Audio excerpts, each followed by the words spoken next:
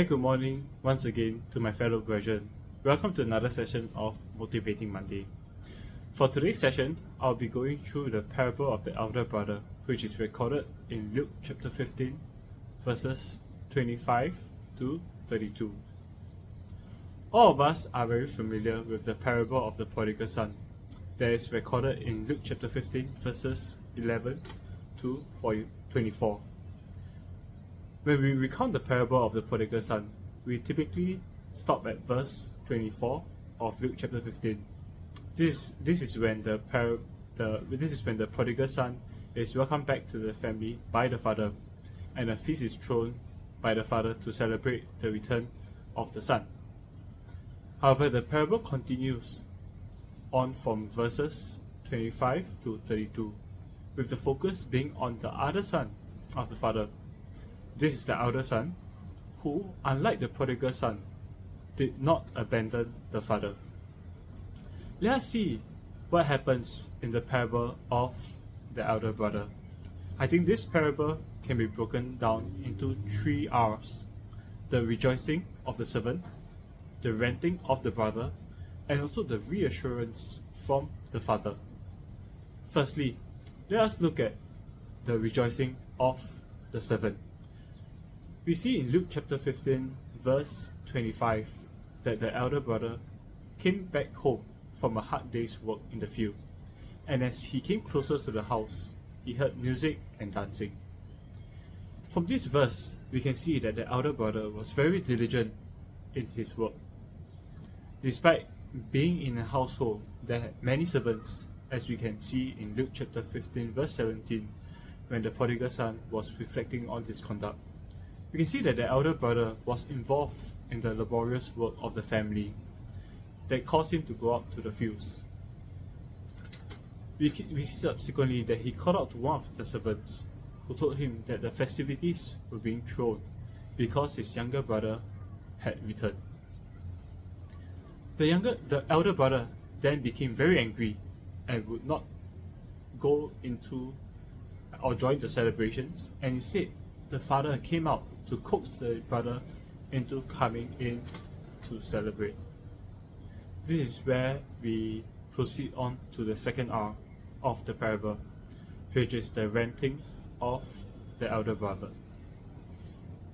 In verse 29 and verse 30 of Luke chapter 15, you can see that the elder brother rented to the father by airing his grievances to him. In verse 29, we can see that the elder brother complained that he had served the father for so many years and not once transgressed his commandments. And yet, despite his dedication, he has not been recognized by the father for his efforts and his service. In verse 30, we can see that the elder brother continues, and he draws a parallel between himself and also the younger brother. That as soon as the younger son returned, after wasting his living with harlots, that the father killed a fatted calf for him. We can make several observations from the renting of the elder brother. Firstly, from these 2 verses, we can see that the elder brother did not seem to find joy in serving the father. We see the Greek word that was being used for serve. It means to be a slave to or to be in bondage. This, and also the fact that the elder brother was complaining about the many years that he had served the father, seems to suggest that he did not serve out of love, but perhaps he did so out of burden, being the elder brother, or perhaps out of necessity or even bondage. Next, we also see that the elder brother felt morally superior to the younger brother. In verses 29 and verse 30, he drew parallels between each of them.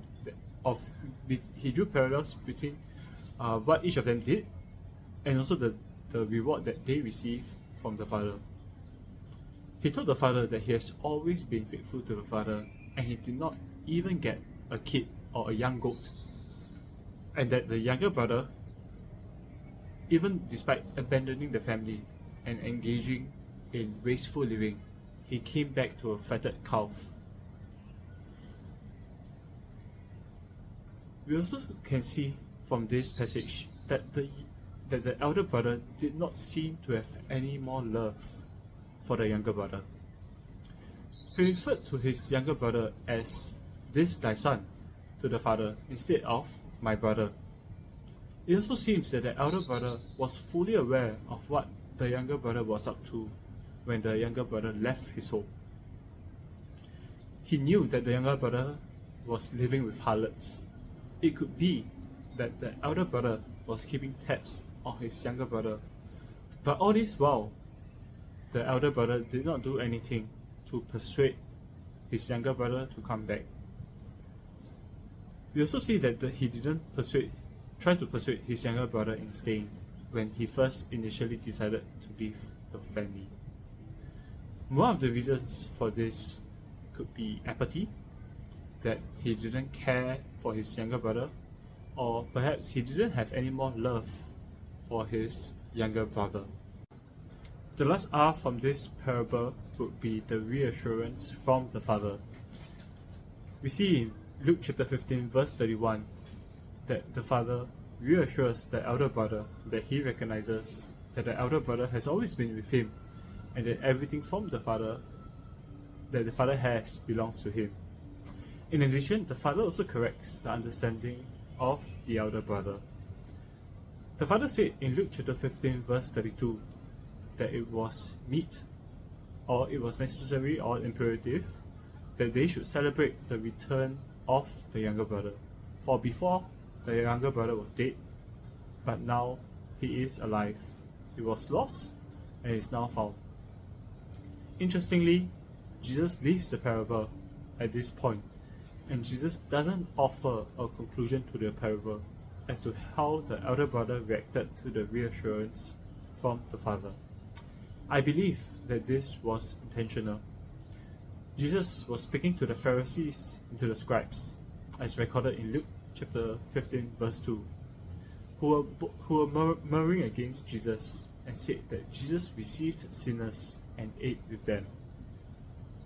Clearly, the elder brother was a metaphor for the scribes and for the Pharisees, who were self-righteous in thinking that they kept the law, but in fact they did not do so joyfully. The way Jesus left the parable hanging as a cliffhanger was also to perhaps let the scribes and Pharisees, and also ourselves as the readers, to reflect if we indeed have acted as the elder brother, and how we react to this parable would then be the conclusion of it. If we view this parable of the elder brother as a mirror to our conduct, let's examine it this morning. Have we acted as the elder brother by finding our service to God burdensome and not serving out of joy?